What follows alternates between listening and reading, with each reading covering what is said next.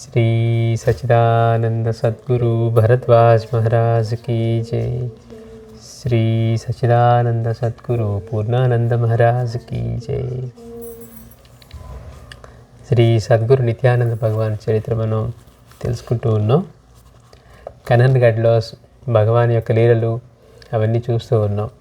అక్కడ ఆయన గుహలు తవ్వించారని, ఆ గుహలు తవ్వించడానికి వారే స్వయంగా స్వహస్తాలతో గుహల్ని తోలుస్తూ, అట్లాగే పనివాళ్ళని కూడా పెట్టుకొని ఆ పనులన్నీ చేయిస్తూ ఒక 40 గుహలు తవ్వించారని. అవి ఎలా ఉండేవి అంటే, ఒక మనిషి లోపల కూర్చొని ధ్యానం చేసుకోవడానికి, సాధన చేసుకోవడానికి పనికి వచ్చేట్టుగా ఉండేవట. తర్వాత లోపల సిమెంటు, బయట సిమెంట్ తోటి చేసి ఇట్లా చేశారని చెప్పుకున్నాం. ఒక భక్తులు అడిగారు, భగవాన్ ఇవన్నీ ఏంటి, ఎట్లా ఉంది అంటే, ఆయన చెప్పారట, ఈ 40 గుహలు కూడా మనిషి మెదడును పోలి ఉన్నాయి అన్నారట. అంటే మనకి తెలియదు కదా, లోపల ఏదో ఉంటే మెదడు, మనకు గుర్తుంటే మెదడు పనిచేస్తుంది అనుకుంటాం, కానీ దాని ఆకారం కానీ ఇవన్నీ మనకి తెలియదు. అంటే ఆ గుహలు, ఆ కనన్గఢ్లో ఉన్న గుహలు ఆయన కట్టించినవి 40 గుహలు కూడా ఇట్లా మనిషి మెదడును పోలి ఉన్నాయని చెప్పారు. వాటికి కూడా పేర్లు పెట్టారని చెప్పుకున్నాం, 2 భాగాలుగా, తూర్పు దిక్కుకి పడమర దిక్కుకున్న వాటికి అరుణా సంధ్య అని, అంటే సూర్యోదయం తర్వాత సూర్యాస్తమయంలాగా అరుణా సంధ్య అని పేర్లు పెట్టారని. అట్లా భగవాన్ ఆ గుహలు ప్రత్యేకంగా, మళ్ళీ దానిలో కూడా ఈ బ్రిటిష్ వాళ్ళు వచ్చి, అంటే ఆయన ఏంటి ఆ రోడ్లను ఆయనే తొలిపించేశారు, లేకపోతే ఈ గుహలు కట్టిస్తూ ఉన్నారు, ఏదో ఆక్రమణ చేస్తున్నాడా అన్నట్టుగా అట్లా వచ్చి వీళ్ళు, తర్వాత కలెక్టర్ వచ్చి చూసినా కానీ ఆయన కూడా భగవాన్ దగ్గరికి వచ్చి మాట్లాడి వెళ్ళిపోతూ గౌరవంగా, అక్కడ ఉన్న వాళ్ళకి భగవాన్ చేసే వాటిలో మీరేం కల్పించుకోవద్దు, వారికి ఏమన్నా కావాలంటే సహాయపడండి అని చెప్పి ఆయన వెళ్ళిపోయారు. దానికి తగ్గట్టుగా ఆయనకి వెళ్ళేటప్పుడు ఆయన పేరు మీదగా ఒక రోడ్డు పెట్టారని కూడా చెప్పుకున్నాం, గవే స్ట్రీట్ అని. అట్లా అంటే ఎన్నో అద్భుతమైన అనుభవాలు, లీలలు చేస్తూ ఉన్నారు భగవాన్. ఎంతోమంది ఆయన్ని గుర్తించక ఆయన పట్ల ఎలా అమానుషంగా ప్రవర్తించిన, చేతికి కట్టి కాల్చిన వాళ్ళు ఉన్నారు, ఆయన నడువుకి గుడ్డను కట్టి కాల్చిన వాళ్ళు ఉన్నారు, కొబ్బరి చెప్పలు కట్టి కాల్చిన వాళ్ళు ఉన్నారు. అట్లానే భగవాన్ దగ్గరికి ఆ గుహలు తవ్వుతున్న రోజుల్లో మనం గత వారం చెప్పుకున్నాం, భగవాన్ అక్కడ కూర్చొని ధ్యానస్థులై ఉన్నారట. ధ్యానస్థులై అంటే ఒక గర్విష్ఠ ఒకడు వచ్చాడు కోపంతో, వచ్చి నేనేదో గొప్ప సిద్ధులని విన్నాము, భగవంతుడు చూపిస్తాడని అని భగవాన్ మీదుగా అరుస్తున్నాడు. భగవాన్ నాకు ఇప్పుడు ఆయన్ని చూపించమని. భగవాన్ నిశ్చల ధ్యానంలో ఉండి ఆయన ఇతను బాగా గోల చేయటం వల్ల మేల్కొని, ఎందుకు వీరిని ఇట్లా డిస్టర్బ్ చేస్తావని అడిగారట. నాకు భగవంతుడి దర్శనం కావాలి అన్నారట. ఎందుకు వీరిని విశ్రాంతి తీసుకునేదంటే, లేదు లేదు నాకు ఇది కావాలంటే, అతని చేతిలో ఉన్న గొడుగు భగవాన్ లాక్కొని అతని పాదానికి వేళ్ల మధ్యలో ఇట్లా గుచ్చారట. వాడు పెద్దగా నొప్పికి, అంటే ఆ గొడుగు యొక్క చివరి అంచు అందులో వెళ్ళి గుచ్చుకోవడంతో పెద్దగా అరిచి, చచ్చాన్ రోయ్ అని పెద్దగా అరిచి, అంటే కానీ అతనికి అప్పుడు ఏ అనుభవం కలిగిందంటే అతని బ్రహ్మరంధ్రం కాస్త, అంటే పైనుండే తల్లో ఉండే బ్రహ్మరంధ్రం కాస్త పగిలి దానిలో నుంచి ఒక అద్భుతమైన అనుభవం కలిగినట్టుగా అట్లా కలిగిందట. అంటే చూడండి, మనకి అక్కడ కూడా చరిత్రలో ఉంటుంది, ఎప్పుడు స్వామిని విసిగిస్తూ ఉండేవారు, ఆయన తర్వాత అట్లాంటి అనుభవాలు ఇచ్చి చేస్తారనమాట మనకి. అట్లానే ఇక్కడ కూడా ఆయన గుచ్చినట్టుగా గుచ్చారు, కానీ నిజంగా అట్లాంటి అనుభవాన్ని ఇచ్చారట, అట్లా కలిగింది. ఇది చూసి అతను దెబ్బ తగిలింది, అనుభవం కలిగింది, కానీ దెబ్బ తగిలి పారిపోతూ ఉంటే అక్కడ వాళ్ళు ఈయనకేదో ఈయన మీద కంప్లైంట్ చేశారట, వాడిని పిచ్చివాడు అని చెప్పి పోలీసులు. చేసినప్పుడు వీళ్ళు ఆయన ముందు స్టేషన్కి తీసుకెళ్ళి చేస్తే లోపల వేశారట, పిచ్చివాడని రాసి లోపల వేశారు. లోపల వేస్తే భగవాన్ అక్కడికి వెళ్ళిన తర్వాత ఆ రూమ్లో ఉండి ఆయన మూత్ర విసర్జనకై వానికి పోలీసులు ఒక కుండనిచ్చారట. అంటే ఆ రోజుల్లో ఉన్న ఇవి. ఇక భగవాన్ నేను ఎట్లా మొదలైందంటే, ఆయన కుండలు నింపేస్తున్నారట. అదంతా రూమ్ అంతా ఇదయ్యేసరికి వాళ్ళు తట్టుకోలేక ఏం చేయాలని చెప్పి ఆయన్ని పైన వాళ్ళకి చెప్తే ఆయన విడిపించేయండి అన్నారట. పాపం ఆయన వదిలేశారు. ఇతను ఎవరైతే భగవాన్ పట్ల ఇదిగా ప్రవర్తించి పిచ్చివాడని అది రాశాడో, అతని ఇంటికి వెళ్ళేసరికి అతని భార్యకి పిచ్చి పెట్టి ఆవిడ బట్టలు కూడా లేకుండా తిరుగుతూ ఎదురు వచ్చిందట ఇంట్లో. వచ్చేసరికి ఇతను కంగారు పడిపోయాడు. అంటే భగవాన్ పట్ల ఆయన పిచ్చివాడని రాయటం, అంటే ఆయన పిచ్చివాడు కాకపోయినా పిచ్చివాడని రాయటం ఎంత తప్పో తెలుసుకొని వెంటనే జైలుకి వెళ్ళాడట.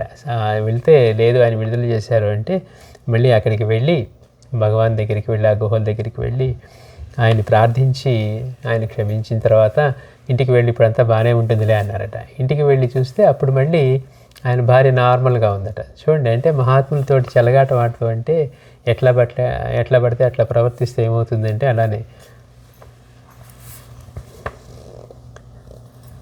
అంతకుముందు కూడా చెప్పుకున్నాం, భగవాన్ దగ్గరికి వాడు ఒకడు కట్టుకొని వచ్చి ఏం గొప్పవాడ కదా తేల్చుకోవాలని కట్టుకొని వచ్చి అడిగితే ఇది తగ్గేది కాదులే అన్నారు. అహో భగవానికి తెలియలేదనుకోని ఇంటికి వెళ్తే ఏమైంది, పెద్ద పుండు బాగా ఇది చీవి బట్టి ఇలా ఉండి తగ్గకుండా అయిపోయిందట. అట్లా మహాత్ములతోటి ఎట్లా పడితే అట్లా చెలగాటం ఆడటం అది ఎంత ప్రమాదకరమో అని. పైగా ఈ గుహలన్నీ తవ్వుతున్నప్పుడు ఆ కూలీలకి ఎట్లా డబ్బు ఇచ్చేవారు అంటే, నాకు అదిగో ఆ మడుగులో ఉన్న మొసలు ఇస్తుందని చెప్పేవారంట. అట్లా వీళ్ళందరికీ కూడా ఆశ్చర్యం వేసేది, ఎట్లా ఇస్తున్నారు భగవాన్ డబ్బులు అని. అలానే ఈ తీసుకువెళ్ళి ఆ పోలీసులు కూడా అడిగినప్పుడు ఆయన అన్నారట,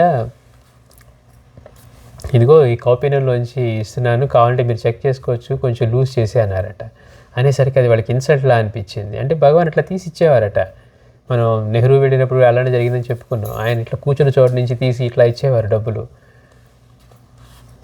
అంటే వాళ్ళకి ఇది ఇన్సల్ట్గా ఉండి అప్పుడు కూడా ఆయన్ని అట్లానే స్టేషన్లో పెట్టడం జరిగింది, మళ్ళీ విడిపించడం కూడా జరిగింది అనమాట. అంటే ఆయన లోపల పెడితే మళ్ళీ బయట కనపడేవారట, మళ్ళీ తీసుకెళ్ళి లోపల పెట్టారట, మళ్ళీ భగవాన్ బయట కనపడేవారు. అట్లా ఇవి తెలిసి తెలియని వాళ్ళందరూ ఇట్లా ప్రవర్తిస్తూ ఉండేవాళ్ళు.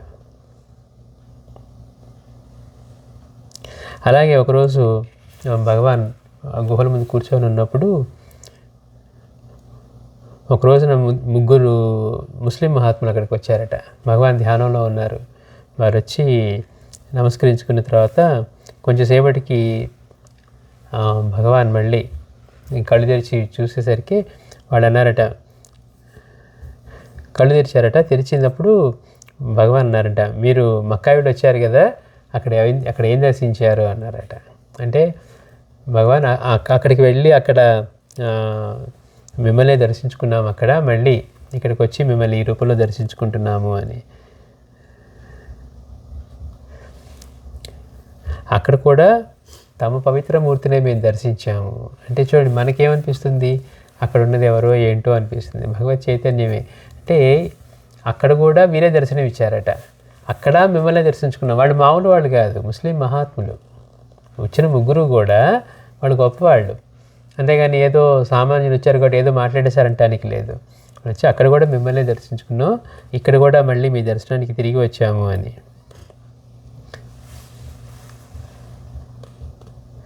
మా నమస్కారాలు అందుకోండి అని నమస్కరించినప్పుడు ఆయన భగవాన్ ఎంతో ఇదిగా మందహాసం చేశారట. అంటే అన్ని నామాలతో పిలువబడే భగవత్ చైతన్యం ఒక్కటే అని చెప్తున్నారు. అలాగే భగవాన్ ఒక్కోసారి శ్రద్ధాభక్తుని పరీక్షించడానికి రకరకాలుగా చేసేవారట. అంటే ఒక భక్తుడు భగవాన్కి ఒక కొత్త తబలా హార్మోనియం తీసుకొని వచ్చి భగవానికి సమర్పించారట. భగవాన్ ఆ రెండింటిని కింద పడేసి ముక్కలు చేశారట. వాడు పాపం దడుచుకున్నాడు. అంటే భగవాన్కి ఇస్తే ఈయనేంటి ఇలా చేశారని చేసి తర్వాత మళ్ళీ వాటన్నింటిని కరెక్ట్ చేయించి గుడ్డలో కట్టి వాటన్నింటినీ నిప్పంటిచ్చారట. అంటే మనం సమర్పించిన తర్వాత మనకేమనిపిస్తుంది, మందే అన్న భావం ఉంటుంది. అయ్యో నేను ఇస్తే ఇప్పుడే పగలగొట్టారంటారు. ఇచ్చేసిన తర్వాత అసలు మంది కాదు, ఆయన పగలగొట్టుకుంటాడా, దాని మీద మ్యూజిక్ ప్లే చేస్తారా, లేదా దాన్ని ఇంకెవరికైనా ఇచ్చేస్తారా అనే దానికి అక్కడ కనుక అదే ఆయనకి ఇస్తారనుకోలేదు, ఆయనే ఉంచుకుంటారు, లేదా నేను ఇచ్చేవాడు కాదు అనుకున్నాం అనుకోండి, ఫర్ ఎగ్జాంపుల్, అయిపోయింది. మనం చౌర్యం చేసిన దాంతో సమానం.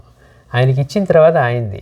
మళ్ళీ మన దాని అంటానికి భావం అసలు ఉండటానికి అవకాశమే లేదు. ఇచ్చేంత వరకే, అది కూడా ఆయన ఇచ్చిందే. ఒకవేళ మన అజ్ఞానం బాగా బలీయంగా ఉండి నేను అనే అహంకారం, నేనే ఇస్తున్నాను అహంకారం ఉన్నప్పుడు సరే నేను ఇస్తున్నాను అనుకుందాం. కానీ ఇచ్చిన తర్వాత ఆయన దాన్ని ఏం చేస్తారు? ఇప్పుడు కొత్త వస్త్రం తీసుకెళ్ళి ఇచ్చాం, ఆయన కట్టుకుంటే సంతోషం, కట్టుకోలేదు ఇంకెవరికి ఇచ్చేసాడు సంతోషం, లేదు దునిలో పడేశాడు సంతోషం, ఆయనకి సమర్పించాం, ఆయనకి సమర్పించడం ఆయన చూసుకుంటే మనకెందుకు? అంటే ఆయనకి ఇచ్చిన తర్వాత ఆయనది. అలా కాకుండా ఇంకా మనదే, మనం అట్లా కాదు బాబా ఎట్లా చేస్తారనుకున్నాం, వాళ్ళకే ఇచ్చేసారు అని అనుకున్నాం అనుకోండి, మనం తీసుకెళ్ళి ఆయనకి బాబా వెండి పాదుకలన్నీ ఎవరో ఇచ్చారు, అవి తీసుకొని పక్కన ఉన్న భక్తుడికి ఇచ్చారు, అతను తిరిగి ఇస్తాడని చూస్తుంటే ఇవ్వట్లేదట. అంటే ఏంటి? మనం సమర్పించేంత వరకే మనవన్న భావం ఉంటే ఉండొచ్చేమో, కానీ ఒకసారి సమర్పించిన తర్వాత ఆయనది, ఆయన ఏం చేసుకుంటారు అనే దానికి మనం ఏమి సమర్పించినా కూడా సమర్పించిన తర్వాత ఆయనది. ఇంక మళ్ళీ మనది అన్న భావం రానేకూడదు. వస్తే ఏమవుతుంది?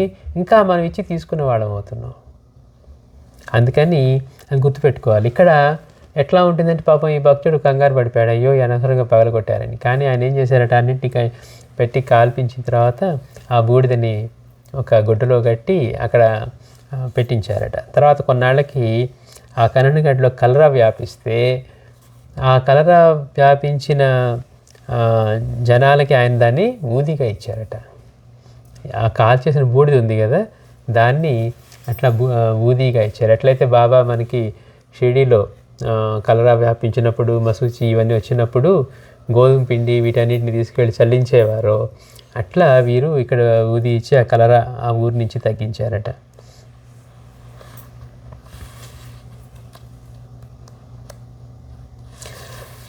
అంతేకాకుండా భగవాన్ దగ్గరికి వచ్చేవాళ్ళు ఆయన లీలను అర్థం చేసుకోవడం కష్టంగా ఉండేది.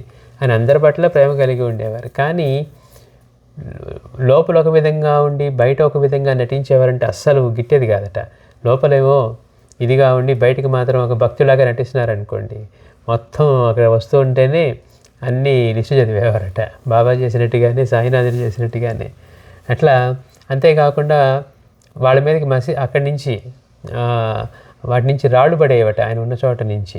ఆయన వేయకపోయినా కానీ వచ్చే వాళ్ళ మీద అట్లా ఎవరైతే అట్లా భయపడి పారిపోయేవాడట. అంటే ఆయనకి దగ్గర సహజంగా ఇప్పుడు దుర్మార్గుడైనా వచ్చి ఆయన శరణు పెడితే వేరు, కానీ దుర్మార్గంగా ఉండి మళ్ళీ పవిత్రులాగా నటిస్తూనో చాలామంది ఉంటారు. ఇప్పుడు ఊరికే ఆశ్రమ ధర్మంలోకి వెళ్ళి కాషాయాలు ధరించి చేసేదేమో అంత కబ్జాలు పేరుకేమో ఇట్లా ఉండేవాళ్ళు ఎంతోమంది ఉన్నారు. వాళ్ళు ఎందుకు? వీళ్ళందరూ కూడా ఆశ వహించి జనాలు మోసం చేసి ఆధ్యాత్మిక పేరుతోటి.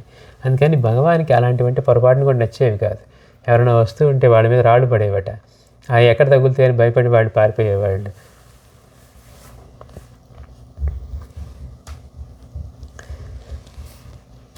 అలానే శ్రీ గురుకుల్ అనే ఆయన తన మిత్రుడితో కలిసి భగవాన్ ఆశ్రమానికి వచ్చారట. వారు ఆశ్రమం సమీపించేసరికి ఈ గురుకుల్ మిత్రుడి గురించి, అంటే గురుకుల్ అనే ఆయన మిత్రుడిని తీసుకొని వస్తూ ఉన్నాడు. ఆశ్రమం వచ్చేసరికి ఆశ్రమంలో భగవాన్ ఈ మిత్రుడి గురించి మాట్లాడుతూ ఉన్నారట, ఎవరైతే ఈ గురుకులతో వస్తూ ఉన్నాడో. మాట్లాడి అతన్ని బాగా తిట్టారట, పరుష వాక్కులు, నిందా వాక్యాలు ఇట్లా చేసరికి ఎట్లయితే బాబా సాయినాథుడు అనేవారు, లోపలికి వచ్చావో నరికేస్తానని అన్నట్టుగానే ఈయన కూడా, ఒరే క్రూరుడా, నువ్వు రావద్దు, నా వద్దకు రావద్దు, నువ్వు మహాపాపి, తక్షణం తిరిగిపో అన్నారట. అని అతను లక్ష్య పెట్టకుండా లోపలికి ఆశ్రమంలోకి వచ్చేసరికి ఒక చిన్న రాయి మొక్క వచ్చి తగిలిందంట. ఆయనేం విసరరు, అవి ఎక్కడి నుంచి రావాలి అక్కడి నుంచి వచ్చి తగులుతాయి. అట్లా రాళ్ళు వచ్చి తగులుతున్నసరికి ఇక భయపడి పరిగెత్తి పారిపోయాడట. ఇతను మాత్రం తన మిత్రుడు, అంటే ఎవరైతే గురుకుల్ అని అతను తన మిత్రుడిని తీసుకొచ్చాడు, మిత్రుడి మీద రాళ్ళు పడ్డాయి. ఇతను లోపలికి వెళ్ళిన తర్వాత అతన్ని మాత్రం ఎంతో ఆప్యాయంగా పిలిచి అతనికి ఎంత మంచిగా మాట్లాడి ప్రసాదం ఇచ్చి అప్పుడు చెప్పారట, వాడు అతని భార్యని బాగా ఇబ్బంది పెడుతూ ఉన్నాడు, చూడండి ఎందుకు రాళ్ళు పడ్డాయి అతని మీద అంటే, ఈ ఎవరైతే ఈ గురుకుల మిత్రుడు ఉన్నాడో అతడు చెప్తున్నారు భగవాన్, నీ మిత్రుడు తన అర్ధాంగి పట్ల అతి క్రూరంగా ప్రవర్తిస్తూ ఉన్నాడు.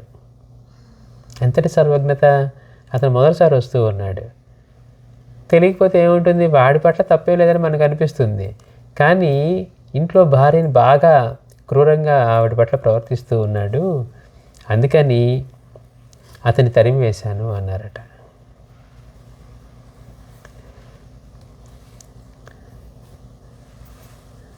వీరు అక్కడికి రాకముందే కొందరు పిల్లల చేత రాళ్ళ ముక్కలు తెప్పించి అక్కడ పెట్టించారట.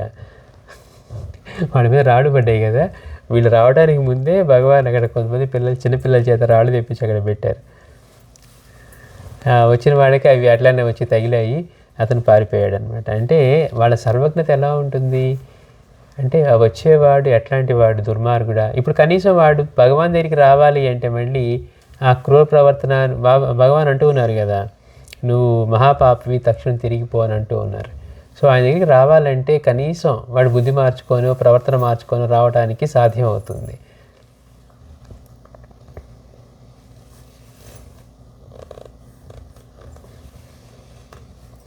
అలానే భగవాన్ దగ్గరికి ఒక భక్తుడు వచ్చారు, చందను. అతనితో పాటు ఒక ఆరుగురు మిత్రులు వచ్చారట. వాళ్ళు వచ్చి ఎందుకు వచ్చారంటే, వాళ్ళని చూడగానే భగవాన్ అన్నారంట, మీరేంటి ఇక్కడ ఉన్నారు, మీరు పోలీస్ స్టేషన్కో లేక మెజిస్ట్రేట్ ఆఫీస్కో వెళ్ళాలి కదా, ఇక్కడికి ఎందుకు వచ్చారు అన్నారట.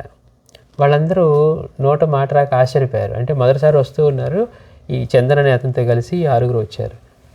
వస్తే చూడగానే భగవాన్ అంటున్నారు, మీరు ఇక్కడికి ఎందుకు వచ్చారు, పోలీస్ స్టేషన్కో లేక మెజిస్ట్రేట్ దగ్గరికో వెళ్ళాలి కదా, మీరు ఇక్కడికి ఎందుకు వచ్చారంటే వాళ్ళు ఆశ్చర్యపోయారు. వాళ్ళు ఎందుకు వచ్చారంటే, ఒక దొంగతనం జరిగింది, దాని గురించి భగవాన్ ఏమన్నా తెలియజేసి చెప్తారా, డైరెక్షన్ ఇస్తారా అని వచ్చారట 6. సరే, వీళ్ళందరూ ఆశ్చర్యపోతుంటే ఆ వచ్చిన వాళ్ళలో ఆ నిజమైన దొంగను కనిపెట్టాలని చెప్పి వాళ్ళు వచ్చారు. అయితే వాళ్ళలో 6 ఒకడైన కడన్ రామన్ అనేవాడిని భగవాన్ పేరుతో పిలిచారట. పేరుతో పిలిచి, కడన్ రామన్, నీ భార్య బంగారు గొలుసు నువ్వే కొట్టేశావు, నువ్వు ఇంకా దాన్ని నమ్మలేదు. దానివల్ల నువ్వు కొట్టేసి దాచిపెడతాం వల్ల వేరే వాళ్ళని అనుమానిస్తూ ఉన్నారు. నువ్వు ముందు ఇంటికి వెళ్ళి, భగవాన్ అంటున్నారు, నువ్వు దొంగిలించావు, ఆ పని వల్ల కొందరు అమాయకులను అనుమానిస్తూ ఉన్నారు, నువ్వే దొంగవు, ఇంతవరకు నువ్వు ఆ నగని అమ్మివేయలేదు, అది నీ వద్దే ఉంది, నువ్వు వెళ్ళి ఆ నగని తెచ్చి ఇచ్చివేయము అన్నారట. వాళ్ళు వచ్చారు, భగవాన్కి ఏం తెలుస్తుందిలే అనుకున్నారు. ఆ వచ్చిన వాళ్ళలోనే దొంగ ఉన్నాడు. చూడండి గమ్మత్తు, వచ్చిన వాళ్ళలోనే దొంగ ఉన్నాడు. భగవాన్ వాడి పేరు పెట్టి పిలిచి మరీ చెప్తూ ఉన్నాడు, ఒరే నీ భార్య, పైగా ఎవరిది కొట్టేశాడు, సొంత భార్య, నీ భార్యను నువ్వే కొట్టేసి అది నీ దగ్గర పెట్టుకున్నావు, నువ్వు ఇంకా దాన్ని నమ్మలేదు, నువ్వు కొట్టేస్తే వేరే అమాయకులను అనుమానిస్తూ ఉన్నారు, నువ్వే దొంగవి, నువ్వు వెళ్ళి ముందు ఆ నగ తెచ్చి అది ఇచ్చివేసేయి అన్నారట. అంతేకాకుండా చెప్పారట భగవాను, నువ్వు కోడిపుంజున దాన్ని దొంగిలించి దాన్ని వండుకొని తిన్నావు,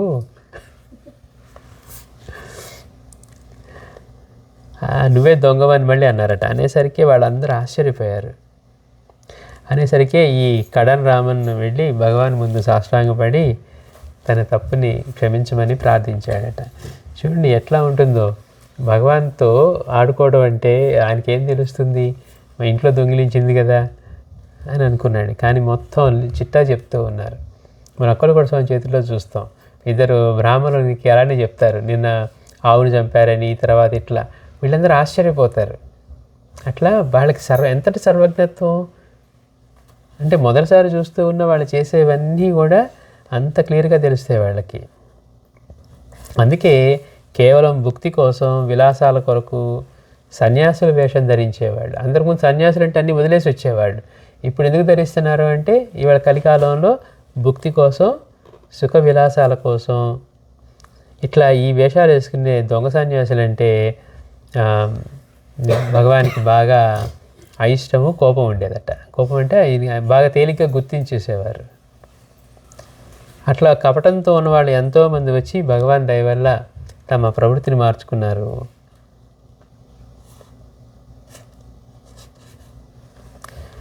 అది ఎట్లా ఉంటుందంటే, భగవాన్ యొక్క తత్వం అర్థం చేసుకుని చూస్తానికి కఠినంగా కనపడినట్లుగా ఉంటుంది, కానీ అవధూత యొక్క ఇది పనసపండుతో చెప్తారట, పనసపండులా ఉంటుందని. చూస్తానికి బయటంతా అవధూతం చూసామనుకోండి, ఆయన ఇంటి ఇట్లా ఉన్నారు, శుభ్రం లేదు, దిగంబరంగా ఉన్నాడు, లేకపోతే కౌపీనం కట్టుకొని ఉన్నాడు, లేకపోతే అసలు దేహ భావనే లేదు, ఎలా పడితే అలా పిచ్చివాడిగా ఉన్నాడు, తల దూకోవడం లేదు, జడలు కట్టిపోయి ఉంటాయి, స్నానం లేదు.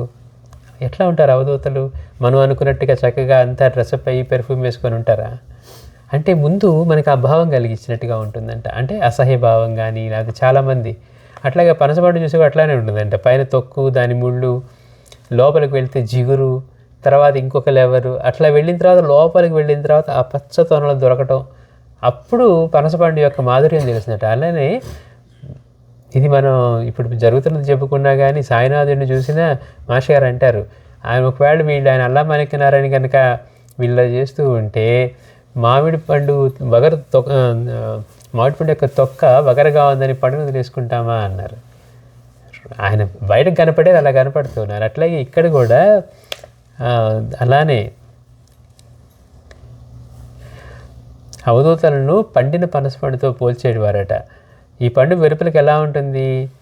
చాలా గరుగ్గా ఉండి బయట చెక్కు తినడానికి అనువుగా ఉండదు పనసపండు. దాన్ని కోసినప్పుడు స్పృశించుటకు కూడా మనం ఇష్టపడని జిగురు లాంటి తెల్లని ద్రవం కారుతూ ఉంటుంది. ఇంకా లోపల కోసినప్పుడు తేనె వలె తీయగా ఉన్న పసుపచ్చని మధ్యన గింజలను చూసేదాం. ఆ పదార్థం తినడానికి ఎంతో ఇష్టపడతాం. అలాగే అవధూతలు వెలుపలికి చాలా అపరిశుభ్రంగా ఉంటూ చూచుటకు ఏవగింపు కలిగిస్తూ తెగిన గాలిపటం వలె తిరుగుతూ మామూలు ప్రజల చేదరింపులకు నిర్లక్ష్యానికి లోనవుతూ ఉంటారు. అయితే కొద్దిగా ప్రయత్నం చేసి ఓర్పుతో వారిని అర్థం చేసుకునేందుకు ప్రయత్నిస్తే అవధూతల ఉన్నతమైన కరుణాపూరితమైన వారి హృదయాన్ని గ్రహించగలం. బయట బాహ్యంగా చూసి అలా లేరు, ఇలా లేరు, మనం అనుకున్నట్టుగా లేరు. అంటే ఎట్లయితే పనసపండు చూస్తానికి గరుకుగా, మళ్ళీ కొంచెం లోపలికి వెళ్తే జిగురు పదార్థం, అందుకే ఎంతో జాగ్రత్తగా కట్ చేస్తారు వాటిని. ఆ లోపలికి వెళ్ళిన తర్వాత ఆ తొనలు వచ్చేంత వరకు కూడా అప్పుడు మాధుర్యం తెలుస్తున్నారని అవధూతలను కూడా బాహ్యంగా చూస్తానికి ఇలానే ఉంటారట. కానీ లోపలికి వెళ్ళి వారి ఇది చూస్తే కరుణాపూరితమైన వారి హృదయాన్ని మనం గ్రహించగలుగుతాం. వారి మహోన్నత స్థితి ఏంటో తెలుసుకున్న తర్వాత వారిని ప్రేమించి గౌరవించేదాం. అంటే బాహ్యంగా చూస్తే ఎవరిని పిచ్చివాళ్ళ ఉన్నాడు, శుభ్రం లేదు, మురిగ్గా ఉన్నాడు, ఇలా మాట్లాడతాం. కానీ వారి స్థితి ఏంటో, వారి యొక్క గొప్పతనం ఏంటో, ఎంతటి మహనీయులో తెలిస్తే కదా మనం ఆయన్ని సేవించగలిగేది.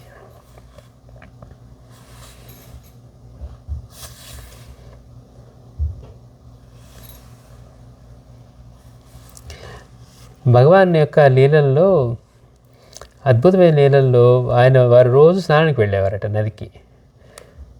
అక్కడున్న నదికో చెరువు దగ్గరకో ఎట్లాగో నది స్నానానికి వెళ్ళేవారట. నీళ్ళల్లో మునిగి మళ్ళీ బయటకు వచ్చేవారట. వస్తే బయటకు వచ్చేసరికి శరీరం అంతా ఎండిపోయి మామూలుగా పొడిగా ఉంటుందట. నీళ్ళలో దిగి పైకి వస్తే మళ్ళీ అప్పటికే శరీరం తడి ఉంటుంది కదా మామూలుగా మనకైతే, వారి శరీరం మాత్రం పొడిగా ఉండేదట. ఎంత ఆశ్చర్యకరంగా ఉంటుందో అని. వర్షం పడుతున్నా కూడా ఆ విధంగానే ఉండేది. వర్షం పడుతూ ఉన్నా ఆయన వర్షంలో ఉంటే కూడా వారి శరీరం పొడిగా ఉండేదట. అంటే శరీరం తడిచేదే కాదు, గమ్మత్తుగా ఉంటాయి. బాబా లీలల్లో కూడా వచ్చి నేను నీకు అభిషేకం చేస్తానంటే తల మాత్రమే, నాకు అభిషేకం తగదంటారు, తల మాత్రమే చేయమంటే ఆయన ఆవేశంగా మొత్తం మీద పోసాడట. అయినా కానీ ఉట్టి తలే తడిచింది కానీ ఒంటి మీద చుక్క రాలేదు. ఎట్లా సాధ్యం? తల ఎక్కడ ఉంది? పైనే కదా, మరి పైనుంచి పోస్తే కిందకి రావాలి కదా. అయినా కానీ బాబా శరీరం కొంచెం కూడా తడవలేదు అని. అట్లా మహాత్ముల యొక్క చర్యలు కానీ వారి స్థితి కానీ మనం ఊహకు కూడా అందదు.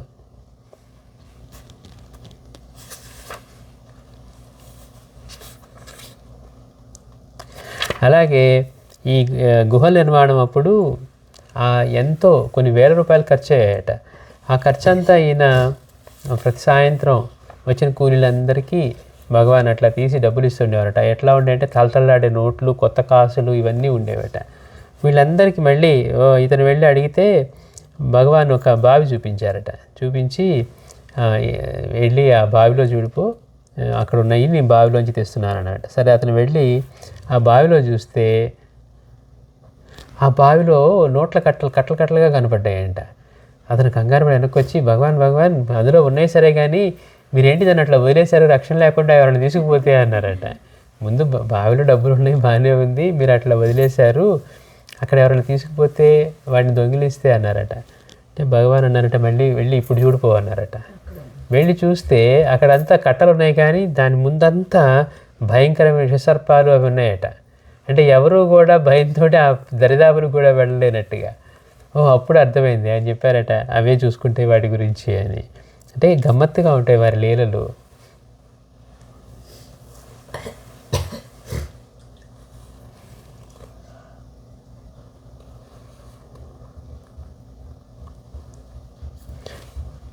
భగవాన్ కూడా సంకల్ప మాత్రాన్ని ఎవరి ఇబ్బందులైనా వారికి వచ్చిన రోగాలని నయం చేయటంలో కానీ అట్లా ఈ ఎంతోమంది మొండి రోగాలతో వచ్చేవాళ్ళు వాళ్ళందరినీ కూడా భగవాన్ బాగు చేసేవారట.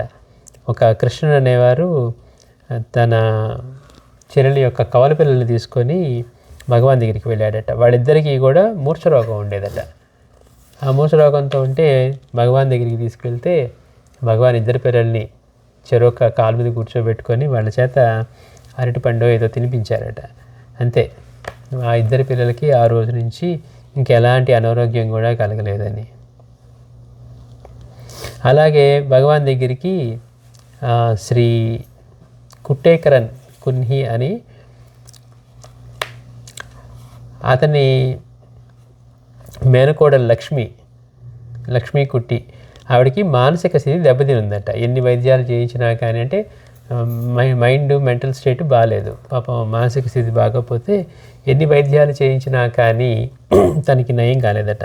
సరే, చెడు ప్రయత్నంగా భగవాన్ దగ్గరికి తీసుకొని వస్తే భగవాన్ అక్కడ ఆశ్రమం దగ్గర ఉన్నారట. రాగానే ఆయన ఎట్లా ఉన్నారు, ఆ గుహలంతా ఆ నిర్మాణంలో తీరిక లేకుండా ఉన్నారట. వారిని ఎదురుపడగానే భగవాన్ అన్నారంటే, ఇది భోజనం సమయం కదా, ఇప్పుడు కనుక మీరు వెళ్ళకపోతే భోజనం దొరకదు అన్నారట. చూడండి, వాళ్ళిద్దరూ వచ్చారు, మేనకోడలను తీసుకొని ఆయన వచ్చాడు. రాగానే భగవాన్ వాళ్ళని చూస్తూ, ఇది భోజన సమయం కదా, మీరు ఇప్పుడు కనుక వెళ్ళకపోతే మీకు భోజనం దొరకదు అన్నారట. ఇంకా భగవాన్ చెప్పారు కదా అని వెళ్ళి అక్కడ హోటల్ ఏదో ఉంటే హోటల్లో భోజనం చేసి వచ్చిన తర్వాత భగవాన్ మళ్ళీ మాట్లాడకుండా, ఇప్పుడు ట్రైన్ టైం అయిపోయింది, మీరు కనుక వెళ్ళకపోతే మీకు ట్రైన్ దొరకదు అన్నారట.